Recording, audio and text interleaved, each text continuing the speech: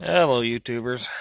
As you can see, temperature is a blustery 11 degrees out.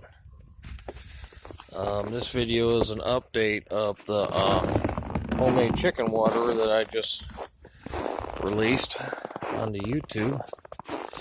Got down to like 14 below zero last night, and I want to do an update and to see how well this water is working. So, got some fresh water here. Going into the chicken coop. See if those little birdies will come out. They probably won't. Probably too cold. So, I hear them in there. Oh yeah. Very much alive. Alright, here's the water. Check that out, folks. Now we got a little bit of frost around the rim of it, but look at that. No ice on the water whatsoever. Check the nipples here. These are still giving out water.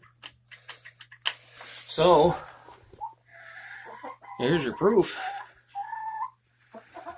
Thing is working beautifully. I got down to 10 below zero. See that? Yeah, coop needs a cleaning. We'll be doing that as soon as it warms up a little bit. Check them out. Here's my birdies. Got a little floodlight in there on with them for them. Those got those nesting boxes made out of old 5-gallon buckets. Got them for free. Feeders are made out of PVC pipe, 3-inch.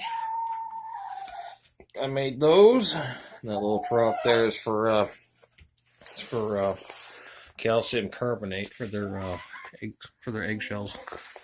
But then again, there it is, working beautifully. Thermal cube is working just like it should. I just thought I'd show it off. I mean, a little bit of frost around there ain't no big thing. But the water itself, not even frozen at all. And it got down to 10 below zero last night. So, yeah, definitely. Go ahead and watch that other video and show you how I make one. You know, they're a lot better. They work a lot better than those ones you buy at the store. So, rate, subscribe. Have any questions, drop me a comment. Thanks for watching.